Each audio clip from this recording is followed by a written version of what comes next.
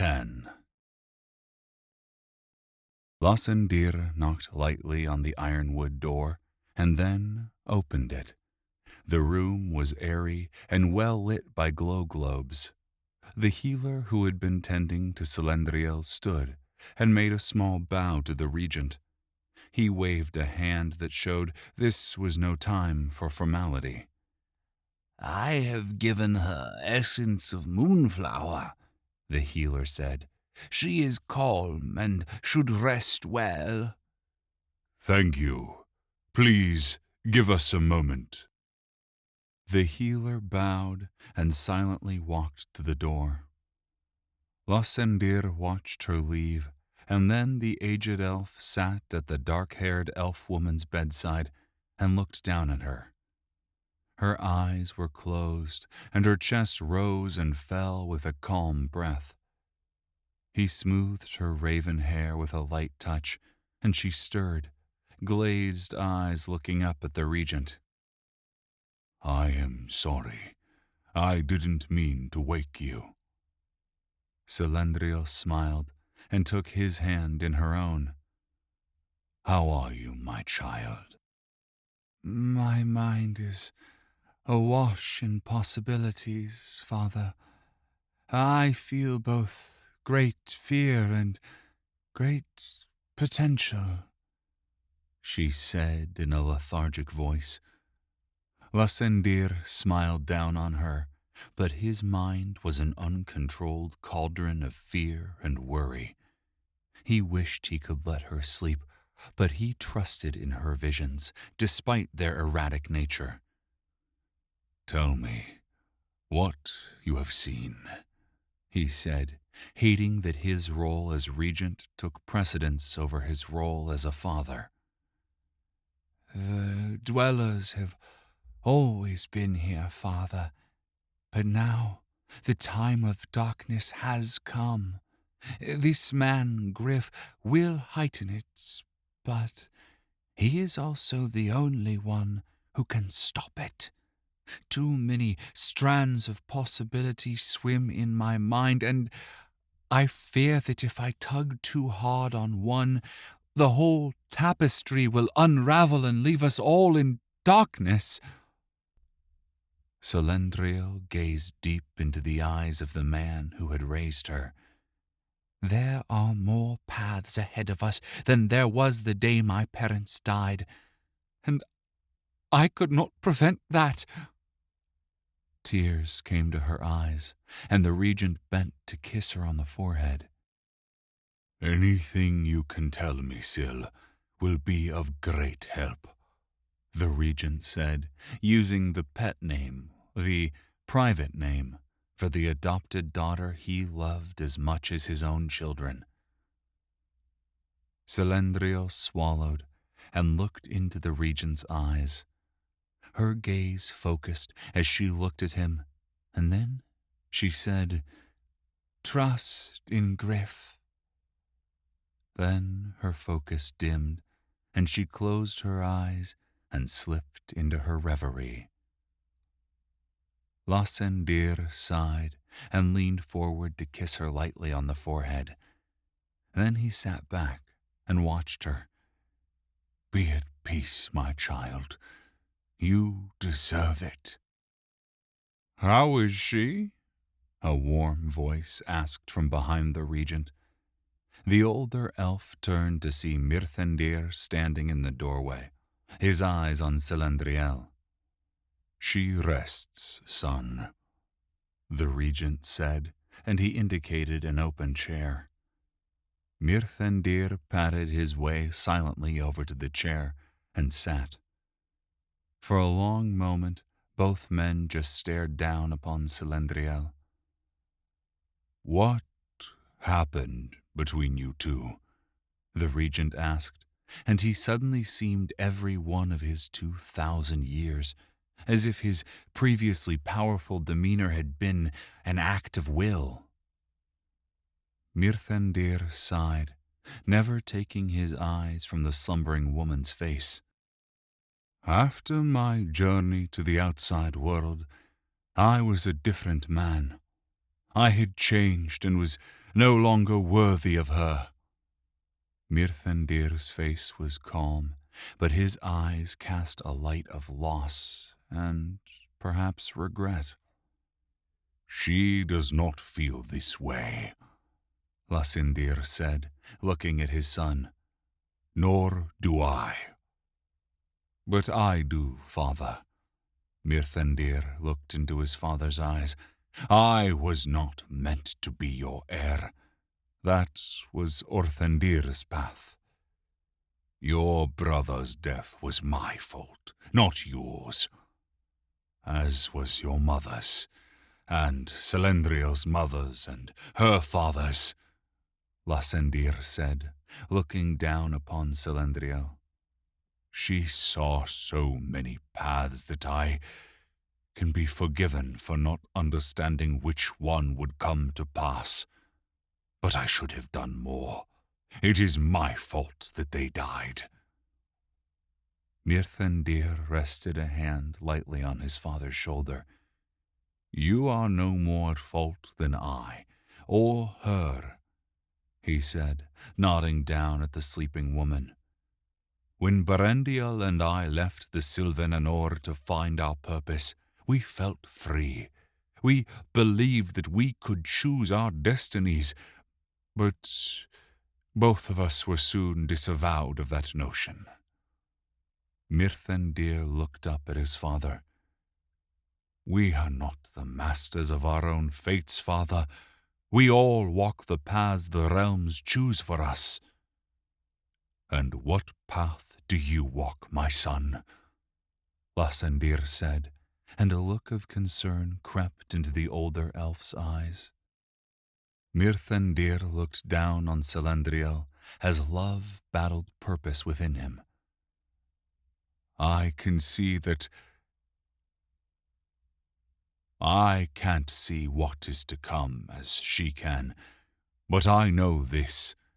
My path will take me through the darkest of nights, but if I can find my way to the other side, I will change the realms as we know them. The burden of a new age weighs on my shoulders. Lassindir gripped his son's shoulder. How can I help you with this burden? You cannot, father. I wish that you could, but this is a journey I must make on my own. The regent sighed, knowing his son spoke a deeper truth. Then he nodded and stood. Ultimately, we all walk our path alone. I wish it were not the way of the realms, but it is. Yet know this, my son. I will aid you in any way that I am able, no matter the cost. Mirthandir looked up at his father, and tears sat in the corners of his eyes. I know you will, father. With a squeeze of his son's shoulder, Lassindir turned and walked to the door. He turned back to his son, whose eyes already drifted to the woman he had loved and lost. Walk your path, my son, and find your way back to us. He turned and exited the room, closing the door behind him with a small click. Mirthandir reached a hesitant hand out, ready to stroke an errant hair from Selendriel's brow. As he came close, his hand shook, and he pulled it back, forming a fist. After a moment, the shaking stopped, and the tall elf stood. He looked down upon Selendriel and said, I'm sorry, in a barely audible voice. Lassindir entered his chambers to find the steward waiting for him. The half-elf stood and bowed. The regent waved an irritated hand at the steward. How many times have I told you to dispense with the formalities when we are alone, Gartheniel? Many times, my lord. Yet you seem incapable of remembering so simple a command. Yes, my lord, I do not know what has happened to my memory, the steward said with a small smile. Your memory is as perfect as it was the day I made you steward, so stop playing coy. I have so few that treat me as a man and not a lord.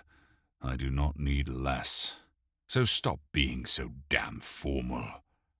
As you command, my lord, Gartheniel said. Lassendir laughed and indicated the steward should take a seat. Reluctantly, the man sat, and the regent sat opposite him.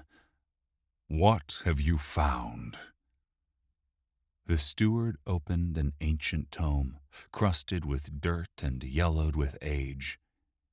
This is Kurgan's History of the Alliance, the last known testament of the Thalmir before the Alliance took to the skies and the outer realms.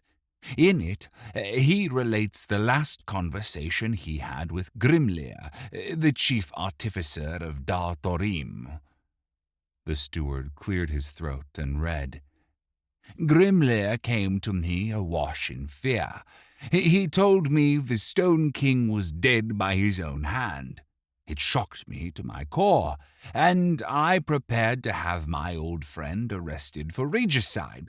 But Grimlir told me a tale of the madness that had led our liege to unleash the Kaz Aram, the final weapon. Grimlir told me to evacuate the city. He and his team would stay behind to ensure that they contained the weapon. He told me no matter how the final battle against the Dark Ascendancy went, Dar Thorim was forever lost. To open its gates once more would mean the end to all the free peoples of the realms. Gartheniel snapped the book shut and placed it on the table between the two men. Lassendir rubbed his temples, trying to ease the tension that was ever present these days. After several moments, he looked up at the steward. So it is settled. The seal must be destroyed.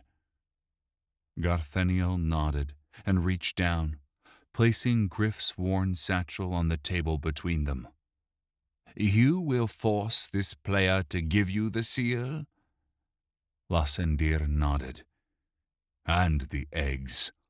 I do not relish the sentence I may have to pass, but if this Gryph does not heed the demand, then Conclave gives me the right to force him to do so. I hope he is smart. I take no pleasure in taking a life. The steward nodded and stood. Then I will take my leave of you. Get some rest, Lassendir, the steward said. But Lassendir was lost in thought, and noticed neither his steward's use of his common name, nor the slight click as the door closed behind him. Minutes dragged by as the regent pondered his options. No obvious answers were forthcoming to the morass of decisions and choices that confronted the elder elf. Not for the first time in his life did he wish that the burden had fallen on another's shoulders. The revelation that the High King would never return to relieve him of the burden only heightened that feeling. No point in tossing useless wishes into the ether, Lassendir thought. So absorbed with his worries was the suddenly old-looking elf, he did not hear the soft footsteps that approached him from behind until the last moment. A soft whisper of a boot on stone reached his ears, and he turned with a small jump. The startled look turned to horror, and then pain, as the sharp blade of a dagger found its way between his ribs and into his heart. The knife wielder held the regent as his life ebbed from him. Blood dripped down the blade in a slow trickle and seeped over the sapphire eyes of the dragon that formed the guard and grip, staining the black leather of the gloved hand that held it. The older elf's eyes were wide in shock and pain, and he opened his mouth to speak. His voice was thin and low. A single word fell from his lips as his eyes went blank. Why? The figure with the knife eased the regent's body to the ground and closed the eyes that no longer held the light of life. The murderer wiped the blade against the regent's robes, cleansing it of blood, and spun it into a waist sheath. The figure grabbed the satchel that belonged to the player named Gryph and placed it on the floor. It was a plain thing, with a strap and a clasp that held it closed. Leather-clad hands tried to pry open the clasp, but despite the strength applied to the seemingly simple task, the bag would not open. Guess that would have been too easy, a strangely altered voice said. If there had been another person there to hear the voice, they would have been hard-pressed to identify it as male or female, and certainly could not attribute it to anyone, even a loved one or trusted friend. Hands widened, and low murmurs rose from behind the mask that shrouded features and voice alike. Gray light flowed down the arms and into the bag, snapping and writhing across its surface. A muffled grunt of pain burbled forth, and the outstretched hands shook with exertion. A drop of sweat fell onto the bag. The hands shook violently as the pain rose in the figure. Every nerve ending screamed for release, but the murderer could not, would not stop now. Heat charred mind and body as more of the silver power pushed into the clasp. The figure turned its head towards the ceiling, and a roar of agony burst from lips hidden behind the mask of silver terror. The noise pulsed through the tower, only partially muffled by the mask. The figure collapsed forward, the scream and the flow of silver light stopping abruptly. Ragged gasps bent the murderer over, and after a few moments, the sound changed to the sound of frustrated weeping. No. Damn it, no! The figure picked up the bag and smashed it to the floor as the last bits of silver energy sparked across the bag's surface. The figure caught its breath and was about to stand when a nearly inaudible click drew his attention to the bag. The clasp flipped open, and the figure laughed in triumph. A gloved hand opened the bag and reached in, pausing for a moment as it searched a mental inventory of the bag's contents.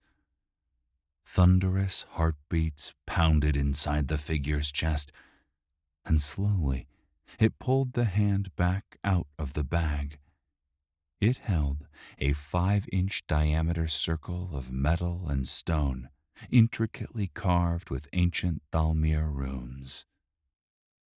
A laugh of relief and joy emerged from behind the mask as the figure tucked the seal of the Dwarven King into the folds of the robes it wore. The hands moved towards the bag again, but the clasp of the soul-bound satchel snapped shut like the snapping maw of a predator. The figure grunted in surprise and shook the bag violently. "No, no, no!" it spat, tossing the bag to the ground. Shaking hands hovered over it once more, preparing to begin the process again. Tendrils of silver light flowed down the black-clad wrists and into the fingers. Another grunt of pain escaped from behind the mask as a powerful will forced itself into the clasp. The sudden knock at the door jarred the figure. "My lord, are you all right?" came the voice of the steward. There was a pause, and then another, more urgent knock. Regent!" The figure stood and looked around in panic. The job was unfinished, but even if the toll of breaking the soul-bound bag's protections had not drained the figure of much of its stamina, health, and mana, it would need time to force the bag open a second and third time to retrieve the arbaleth eggs. The handle to the door turned, and the figure cursed, berating itself for not locking the door. "My lord, I am coming in," the steward said, and the door opened. The man's eyes widened when he saw the corpse of the regent cooling on the ground and the shrouded figure standing over him. The silver mask bore a horrid alien visage, and an inhuman howl of rage erupted from behind it. The form turned and ran towards the regent's sitting room and towards his bedchamber. Without hesitation, the steward raised a hand and fired a bolt of searing blue lightning at the murderer. It punched the fleeing form in the right shoulder, and a muffled grunt of pain emerged from behind the mask as the figure's arm seized. The bag, the soul-bound satchel that belonged to the player Gryph, fell to the floor as the murderer dove into the regent's private sleeping chamber. The steward activated one of the powers of the amulet that hung from his neck. It was the badge of his office, and it would send a mental alert to every guardsman in the palace. Soon the room and the palace would swarm with fierce elvish warriors. But the steward could not wait for their aid. "It is time I dusted off my own skills," the steward thought, and began a casting as he rushed after the assassin. The steward ran into the regent's private sleeping chamber, ready to send another bolt of jagged electric death at the shrouded figure. But the sight of the empty room stunned him. "How?" the steward asked himself in stunned incomprehension. Looking back and forth, he saw the armoire pulled away from the wall. "Impossible," the shocked half-elf muttered. The regent's room had a secret door, one designed to allow the regent to come and go in secret should the need ever arise. It also provided an escape route in the unlikely event that anyone or anything ever got this far into the palace. "But the only two people on the face of Corin who knew about this door are me and the man now lying dead on the floor," the steward thought, in shock and fear. The steward ran to the armoire and pushed it further open. Behind it was a dark passage that curved downwards. The steward knew the terminus to the secret passage lay far below and opened to a dozen more passages and hallways. Many led beyond the wall that protected the spire. Even if he alerted the guards now, they would not be able to seal every exit before the murderer escaped. Still, he sent the order. The steward conjured a glow sphere and entered the steep stairs of the passageway. He didn't even make it to the first turn when a hidden ward exploded under his foot, sending him flying backwards. He collapsed in a heap, unable to even scream as the energy scoured his body, and he was unconscious before he hit the ground.